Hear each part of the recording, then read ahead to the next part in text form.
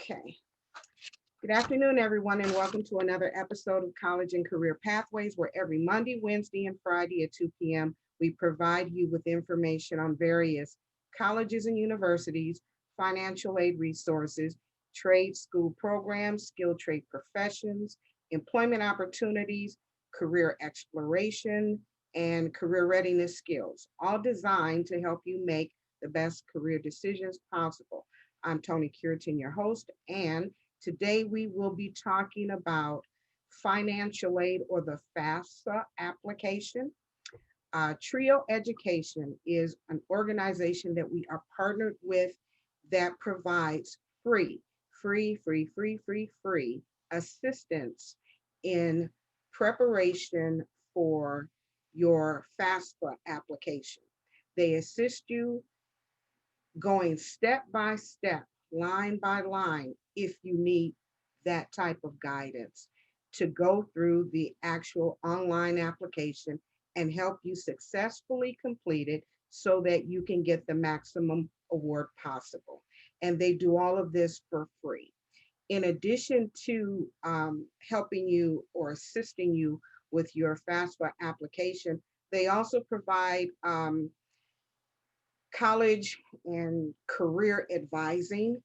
And it's not just for high schoolers, it's for pretty much anyone of any age as long as you live in Wayne County. So I'm going to open up my screen and pull up the PowerPoint so we can get started.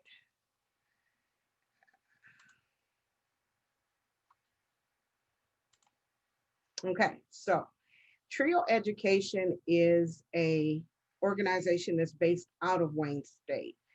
Their offices are on the Wayne State campuses. They are not operating as Wayne State. That is just where their offices are housed. They assist Wayne State University students as well as anyone else all across the Tri-County area. The contact person for or our TRiO representative name is Miss Rogers, and her contact information is right here. She is located again, like I said, at the University Academic Administration Building on the Wayne State campus, 5700 Cass Avenue in Detroit. Her phone number and her email is listed below. Reach out to her at any time. You can ask her whatever questions you desire. She's more than happy to assist you. Again, she will go through the actual application with you line by line. They they did this in person prior to COVID, but now that we're in COVID, they do this via Zoom like we're doing now. She sets up a meeting with students, and just like we're Zooming right now, students will be on. Students will open up their screen to the website for the application, and they'll go through the application together. Um, Students and parents, students, whatever combination you want to put in front of her, she's more than happy to assist and help everyone be successful in getting their application complete. So, what is TRiO Education?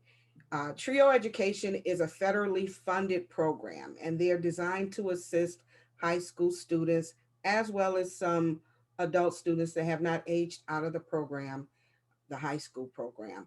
And they provide free counseling, free career counseling, free financial aid assistance preparation.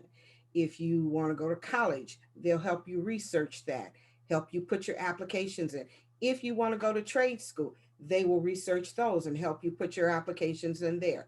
Whatever it is you want to do career wise, that is what TRiO Education does. And again, they do all of this for free.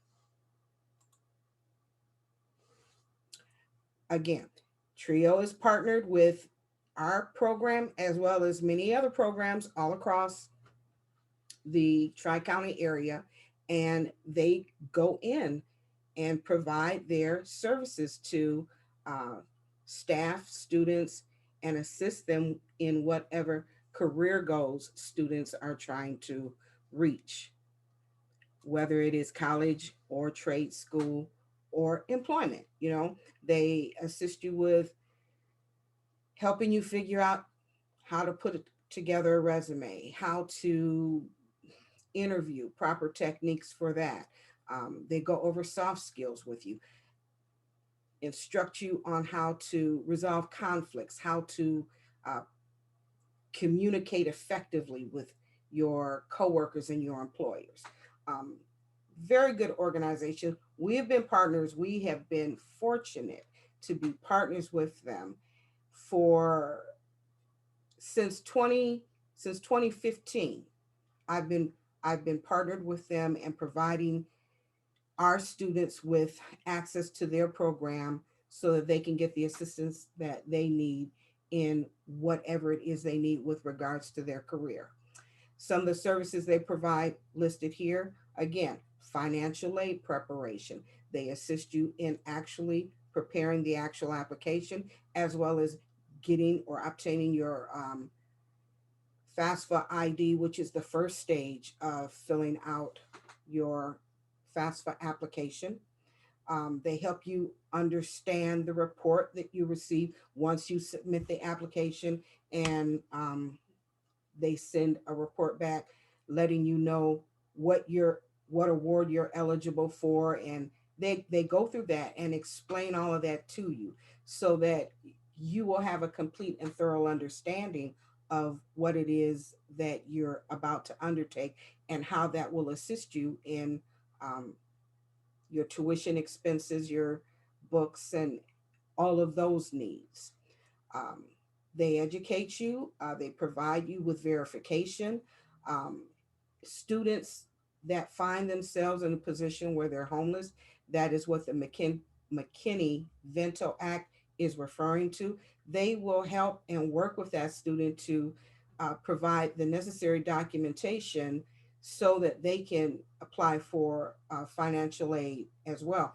Because um, with regards to financial aid, as far as the federal government is concerned, it is not a right per se. It's more of a privilege, and everybody is not necessarily entitled to that.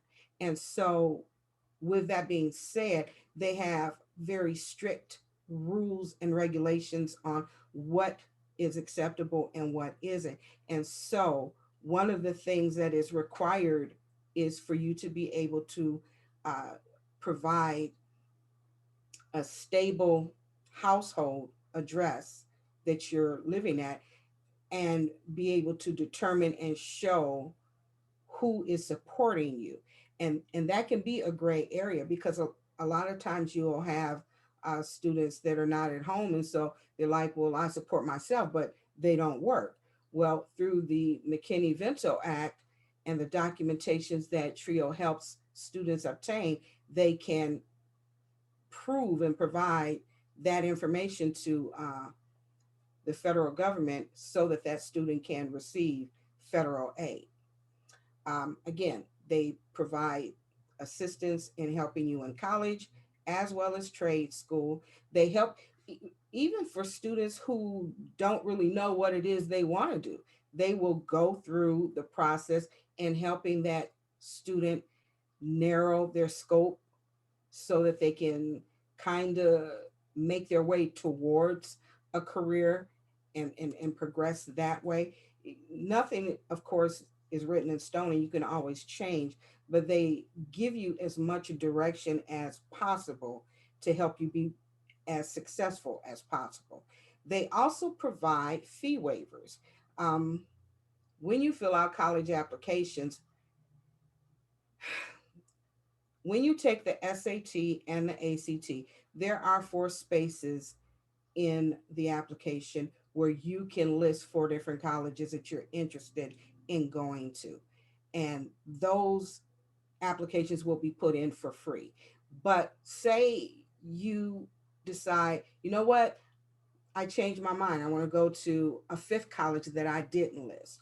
And then when you go to apply, that college requires an application fee. Well, TRiO has waivers, fee waivers, application fee waivers that will allow you to submit the application, but you don't have to pay the 25 or $50 or $60 application fee to apply for it.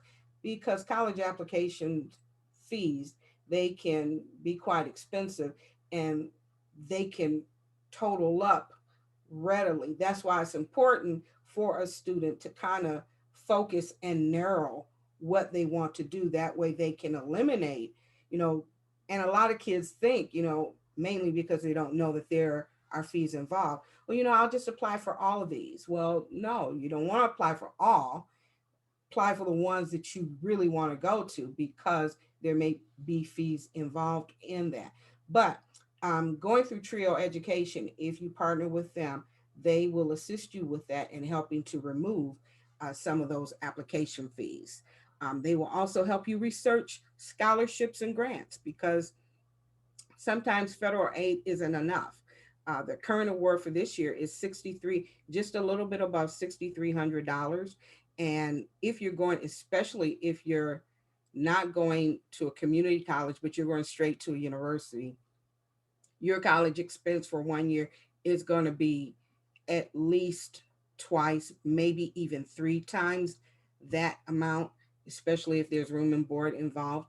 And so they will also help you research other grants and scholarships to help you get monies that will apply towards whatever expenses you have for your college career. They help you do all these things as well. So, in order to be accepted into TRiO's program, for them to assist you, there are a couple of things that or a couple of requirements that you have to meet.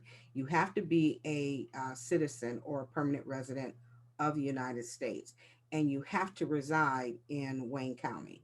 Um, but I have to be honest when I say, even if you don't, even if you live in Macomb or Oakland or any other county, if you contact TRiO, they will help you. They don't turn anybody away.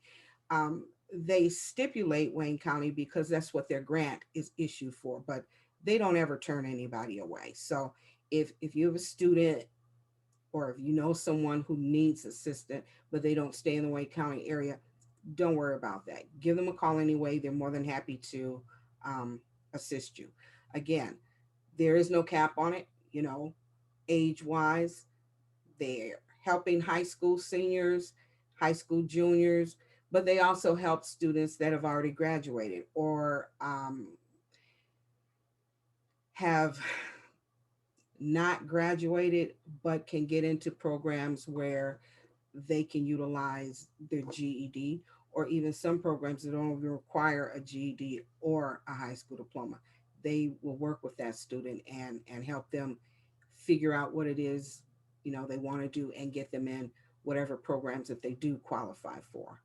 Um, Generally, it's a low income situation, which qualifies you to be eligible to be in the TRiO program.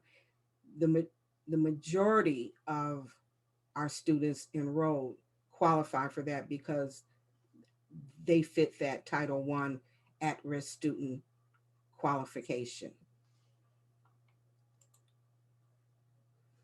So EOC, that is what they refer to themselves and their, I don't want to call them clients, but they kind of are students. They're students as students that are excelling over challenges, because they do have a lot of challenges.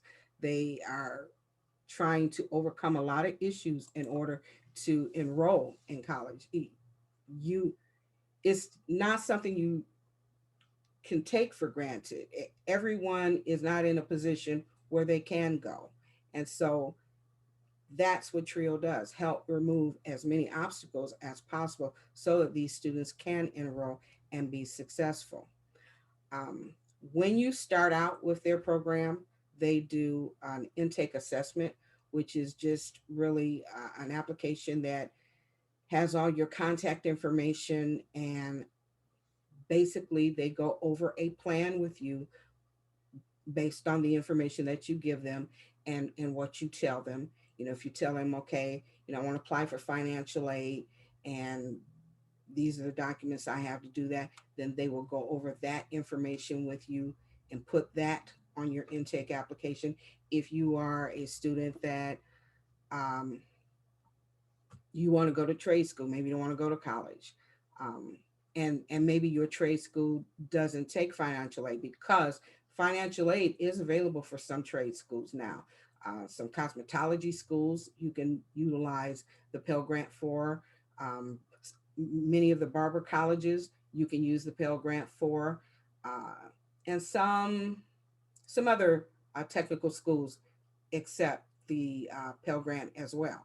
But in any event, no matter which direction you want to go to, um, they write all that information down on your application, and they go over with you the steps that they're going to take to help you achieve and accomplish your goal and meet um, the goals that you have set with them, so that everybody's clear and you reach the goals that you want to reach.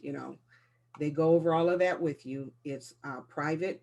Um, no one has to know.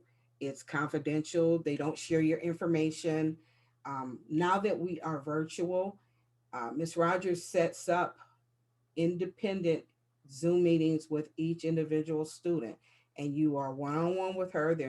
It's not like there's a group of people in on the meeting. It's just you and them, and they will sit and go over whatever documentation needs to be gone over. Anything that they need to discuss with you, they do.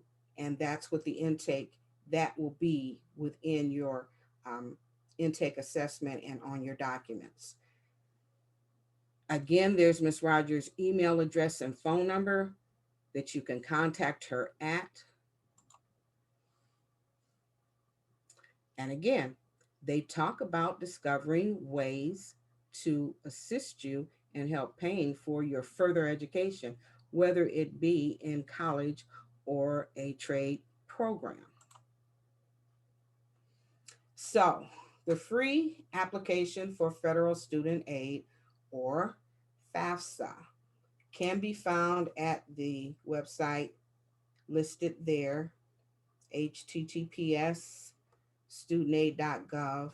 If you go to that website and then begin to set up your account,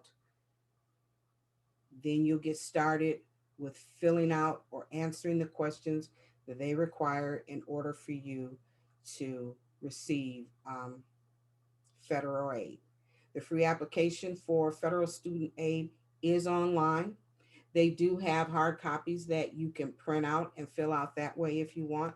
You get quicker results if you do it online, because once you finish filling it out online, you just hit submit, and it electronically goes to the government, and they acknowledge immediately that they received it, and they begin to process it. If you use the regular mail, you know, it will get there eventually, but it'll just take just a tad bit longer, you know.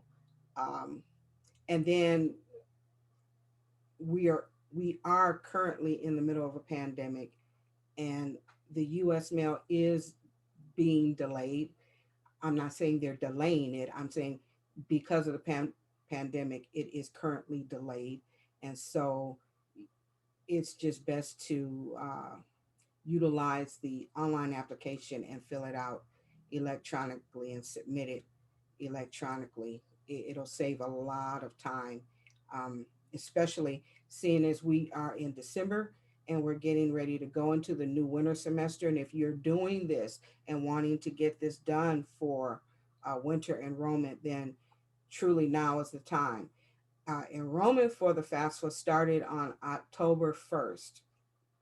The deadline for it is March 3rd. However, that deadline is not okay. Once March 3rd hits, you can't apply anymore. No, what that means is federal student aid is a first come, first served basis. So The applications that are submitted first are the ones that get, the award money. And as more and more people apply and the award money they have available diminishes, so does your award amount, quite possibly. That's why you're always encouraged to do it as soon as possible. You do it as soon as possible and get it over with. And then that way, it's already done. You have it in place. No matter what it is you decide to do, no matter if you change your mind, that aspect of it is done. You can always transfer your funding from one school to another. That doesn't matter. The important thing is that you get the application in and that you get the award so that you can have as much funding available for your tuition expense for that fall semester or that winter semester or whatever semester you choose to go to. Again, it's online. You'll go on there and you'll fill out the application. You need to put all of your contact information in. You'll need to have your social security card and number readily available so that you can input that. Um, if you are dependent, and 9 times out of 10, you are because you're still in high school, although there are certain situations where students find themselves to be independent. But speaking to the student that has the parent dependency situation going on, you are also going to need to have your parents' financial situation or information from the 2019 tax year available so that that information can be plugged in and your grant award will be calculated on that amount. So, on the bottom of the PowerPoint, it describes the different kinds of federal aid you can receive. You can receive the Pell Grant, subsidized and unsubsidized loan. You can receive college work study. You can receive the Michigan Competitive Scholarship um, grant, and you can receive scholarships directly from college. The Pell Grant is what you want. That's money that you don't have to pay back. They award it to you every year that you qualify for. And let's just speak on the qualifications while we're on this particular part of the subject. To qualify for the Pell Grant, you have to be of a certain income range. But once you are awarded the Pell Grant, you then have to keep an academic grade point average of 2.0. If you fall below that, you will lose your grant. So when you are enrolling in school, you must keep in mind that once you receive it, now you have to maintain it. And in order to maintain it, you have to keep a 2.0 GPA. If it falls below that, then they will um, remove your funding for that period. You can always reapply when you get your GPA up, but at that point, you now run the risk of them just kind of like blanketly saying no to your application because they're looking at your academic history when you were in school. Another thing you also have to keep in mind, when you enroll in college, your objective is to get nothing below a C in your classes.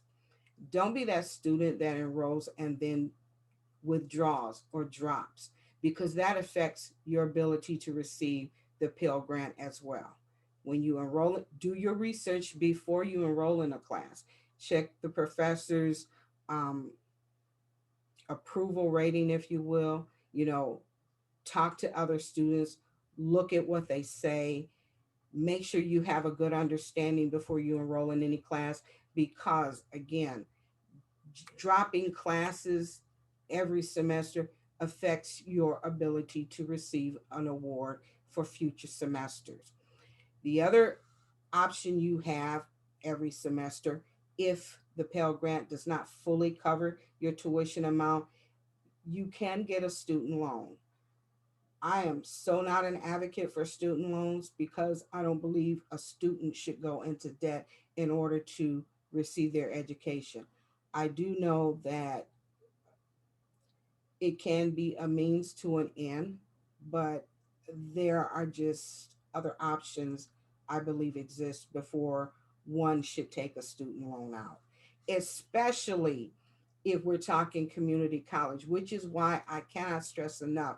When you graduate high school, truthfully, your first 2 years are your liberal arts years, and you should do them in community college because they are not as costly per credit than they are if you take those same classes at a university. Wayne State, for example, I believe is at like $450 a credit for English 1, for humanities, for sociology. These are your general ed classes that you have to take within your first 2 years. Why pay 450 per credit when you can go to community college and get that same class for like 110, $127 per credit?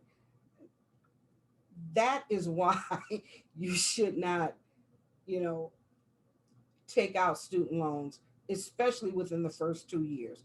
If you go to community college, and especially if you fall into the income range where you could receive your maximum award in the Pell Grant of $6,300, your semesters, your first 2 years, pretty much are going to be free and you won't have to pay for anything.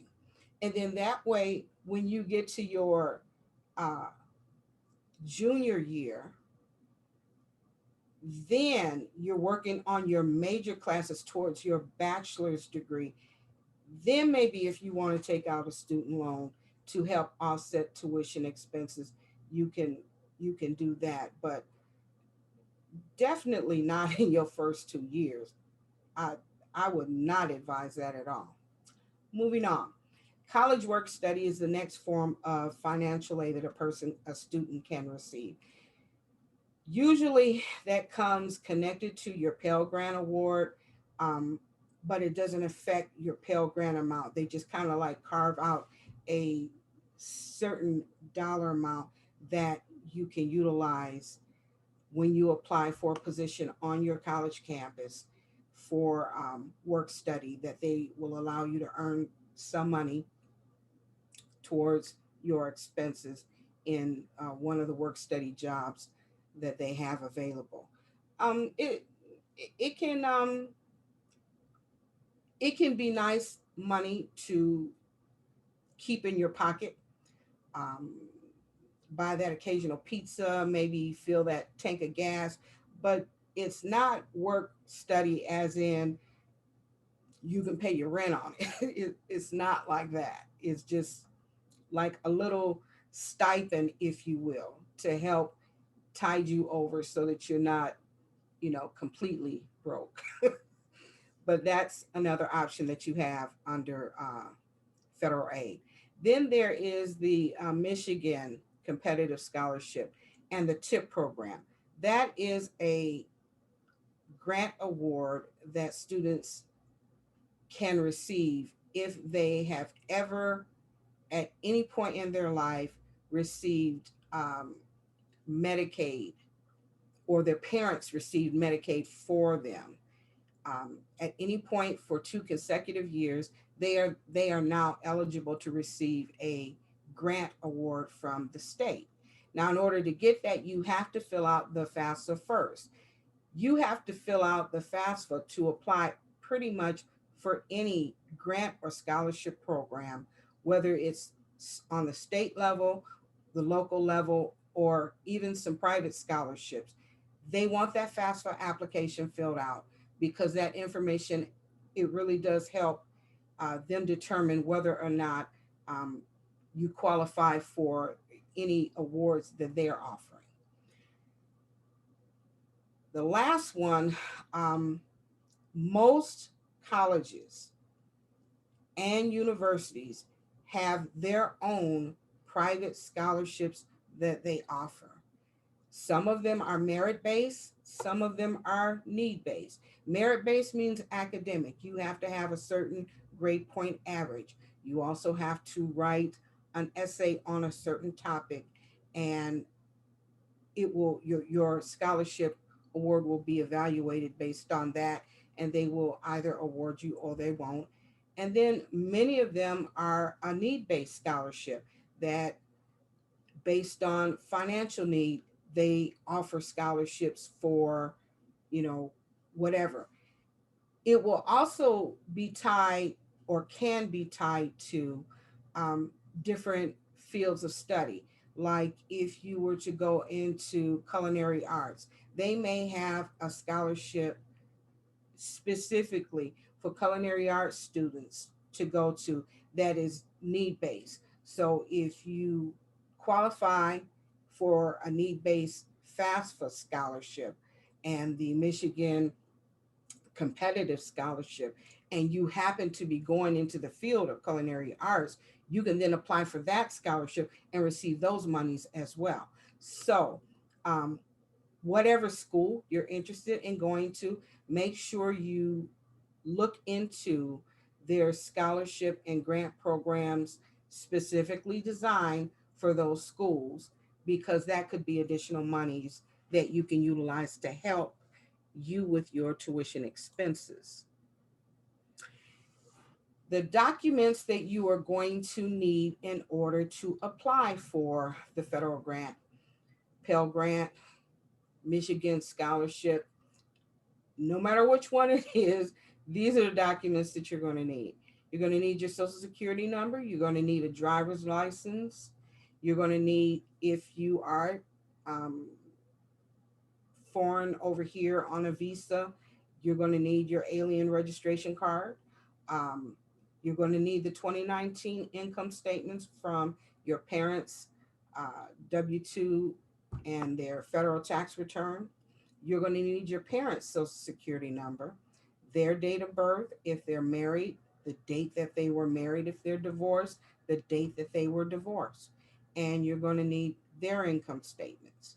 If you didn't earn anything, that's great. Then you just need your parents' information. But if you did earn something, you're going to need to provide that along with your parents' information. Now, I just want to say this here because I've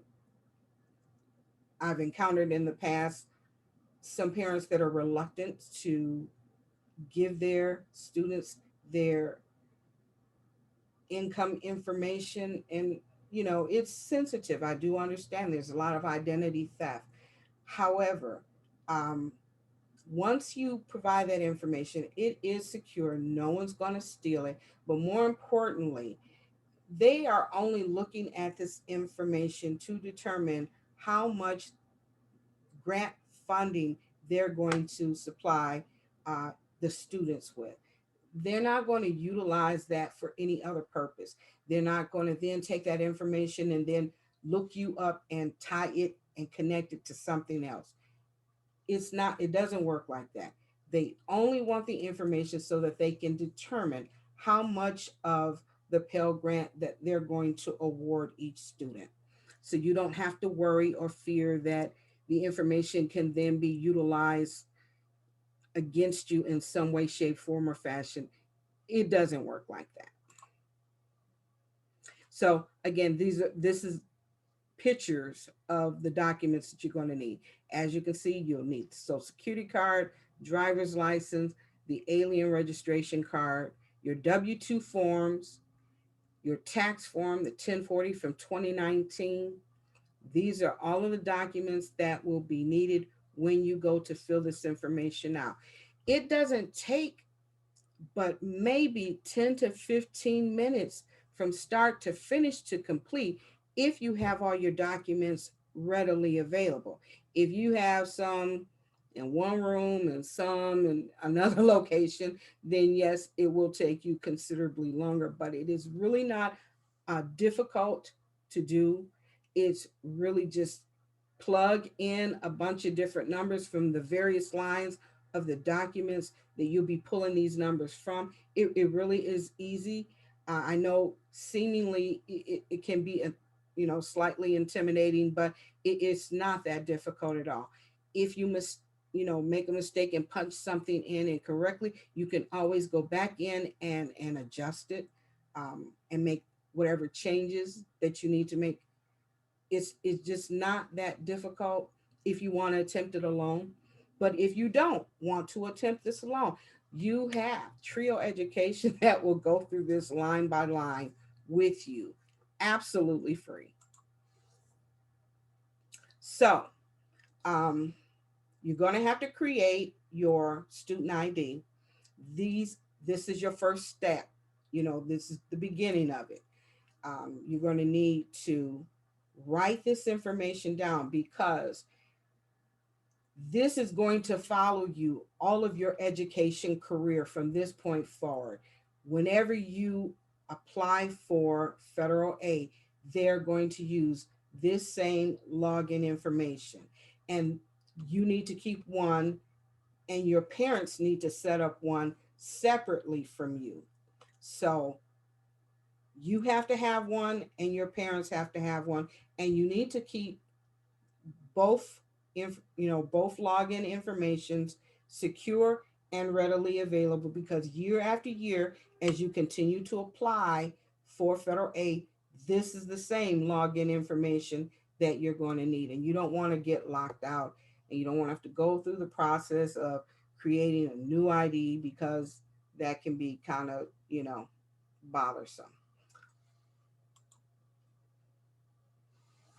So these are the steps that you need to follow in order to create your FAFSA ID.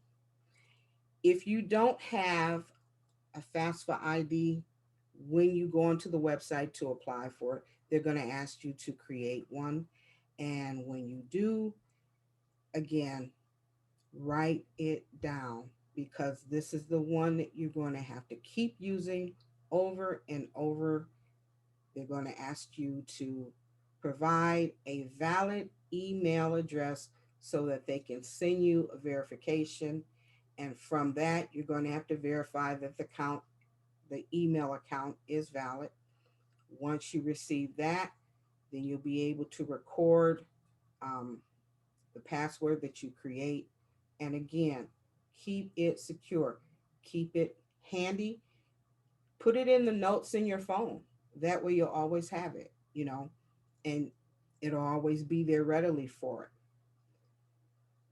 Make sure that you remember that it is case sensitive. So if you write down a capital A, don't record a lowercase a. You have to write it down exactly as you enter it in. Your password has to be between 8 and 30 characters in length. It must contain at least one uppercase, one lowercase, one number, and a special character. This is a list of the special characters that you can include in your password. Anything outside of these characters will not be accepted, and it won't go through. Again, it's so easy to just type in a password, and then you thought you wrote down everything, because I know it's happened to me before. I had the password in mind, and so I typed it in, and then later on, oh yeah, let me just write it down, and I forgot to put that one character in there that you know I neglected to write on the end of the password, and so then it rendered it invalid. Make sure you write it down exactly as you put it in. So, parents, 2019 income statement is going to be needed. Social Security cards for both you and your parents are going to be needed. You're going to need to know the birth date of your parents. You're going to need to know the date that they were married, and or the date that they were divorced, and These are the things that they're going to ask and have you plug in. So make sure you go through all of these documents, make sure you have all of this information. And I'm stressing this because, again, don't just take, and I don't mean this, negatively, but as you get older, your memory is not as good as what it used to be. So sometimes you think the date is such and such, but you're going to have to actually look at the document to verify that the dates are what they are. Because you, I looked at a sheet of paper that my husband had wrote a while ago, and he had the dates of our children listed. And so I looked at one and I'm like, he doesn't even know the date.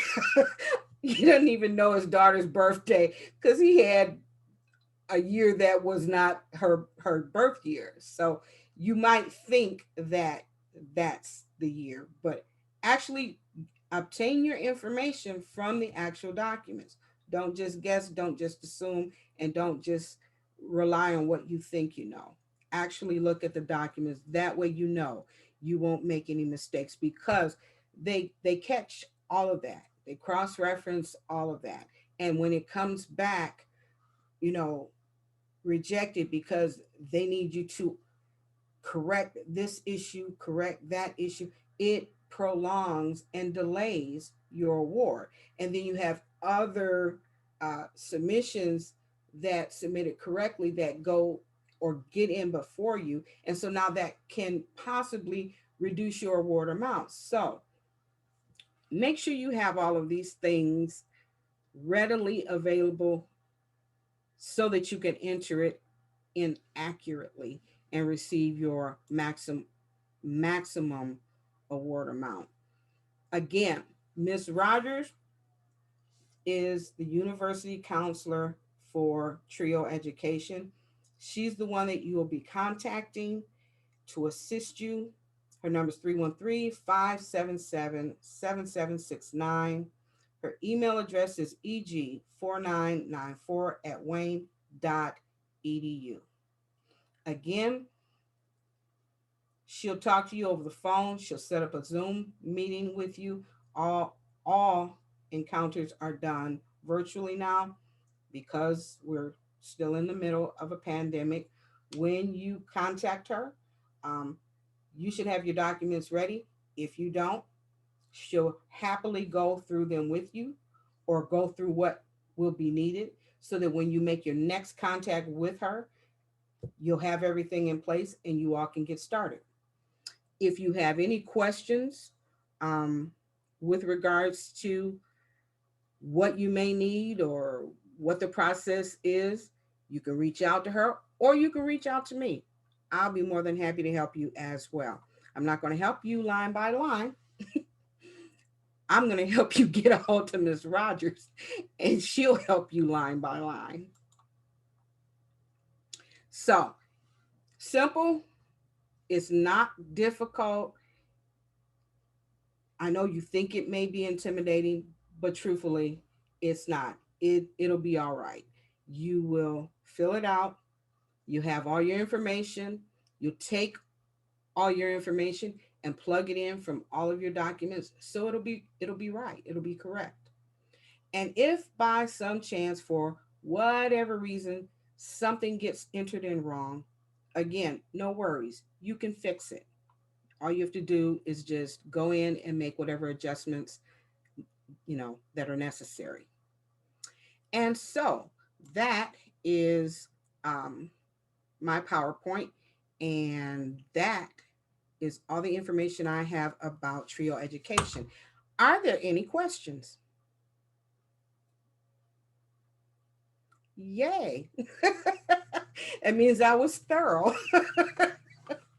So, again, Ms. Rogers is a TRiO Education representative. You'll reach out to her. She'll help you out. If you need her contact information, please contact me. I'll be more than happy to give it to you.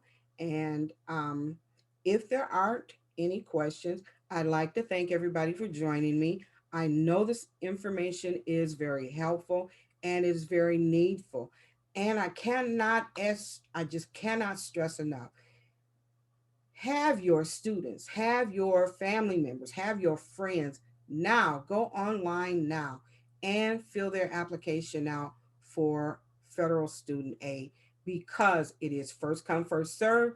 You want to get it in before all of the money that is being awarded is depleted. You want to have that, you know. Don't wait, don't procrastinate. It only takes, I promise you, it only takes 10 to 15 minutes if you have all your documents lined up as you are filling it out. 10 minutes, 10, 15 minutes, and then you're done and you're all set. With that, again, thank you, and everybody have a great day.